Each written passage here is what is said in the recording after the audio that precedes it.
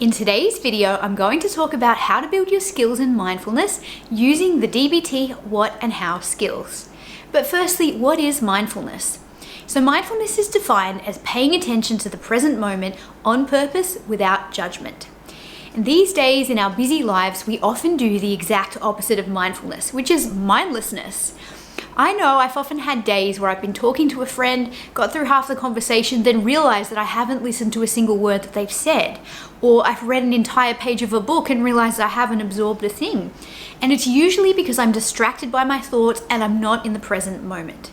So practicing mindfulness has lots of benefits for our mental health, but it also can be really great for our attention and learning to be more focused on the present. And when we practice mindfulness, we get better at noticing when we're caught up in thoughts or judgments and bringing ourselves back to the present. But how do you do it?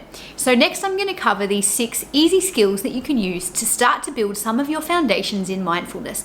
And these skills are great because they're practical things that you can apply every day. So let's start with the what skills. The what skills are observe, describe, and participate. Let's start with observe. Observe is about using your 5 senses and just being in the moment. It's about the pure sensation of the moment without necessarily labeling, describing, or putting words on the experience. Just take a moment to notice what you can see, what you can hear, what you can touch, any sounds around you, or anything you can taste.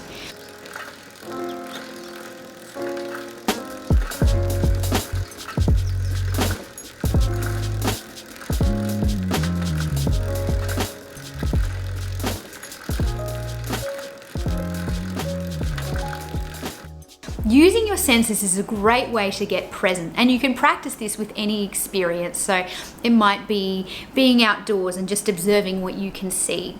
Or we can also use observe with our internal experiences.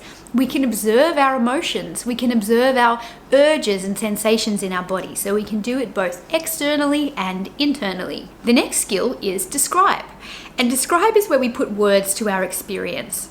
But the key here is that we need to be really not judgmental and just describe the facts. So imagine yourself like a reporter or a lawyer or an investigator.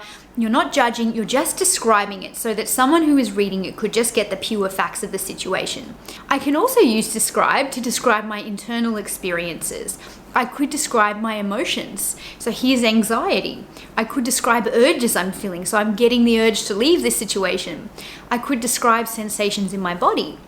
And sometimes that simple act of observing and describing an internal experience, like an emotion, in itself can help us regulate our emotions a little bit better. So try it next time you feel a strong emotion.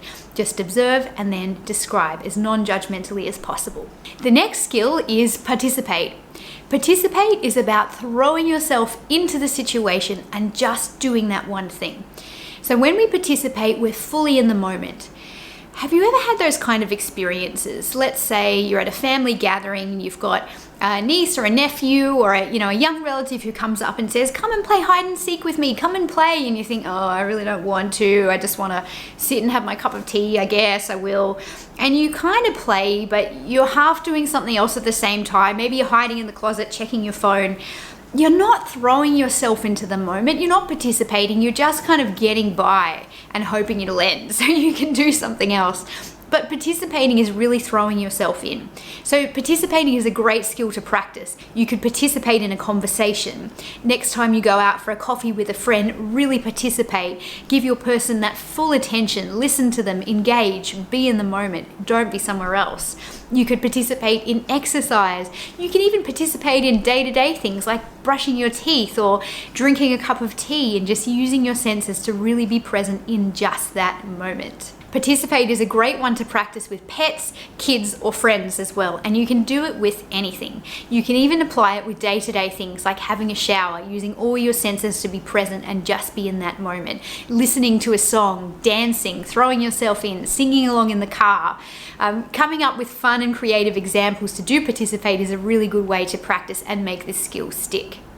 Next are the how skills. The how skills are kind of like the flavor or the spirit in which we do the what skills. So the how skills are non-judgmentally, one mindfully, and effectively. Let's start with non-judgmentally. Our minds are judgment-making machines. We're constantly judging. Sometimes, as I mentioned earlier, judgments can be helpful. So say, for example, if I needed to judge a situation as either safe or unsafe, that would be helpful. But judgments can often become unhelpful, and often we believe them to be fact when actually they're just thoughts, often assumptions. So I could make a judgment about myself. I could say I'm terrible at time management. Or I could make a judgment about others. I could say that guy's a jerk. But these judgments are just judgments. They're not fact. The thing about judgments, though, is when we do it, it often intensifies the emotion we're feeling, and our emotions can become much stronger.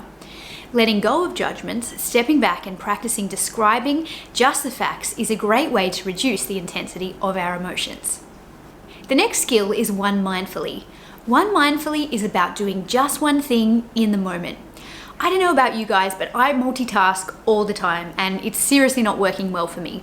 I might be at the computer typing a report, an email pops up, so I'll read that, then I'll get distracted by all the notifications popping up.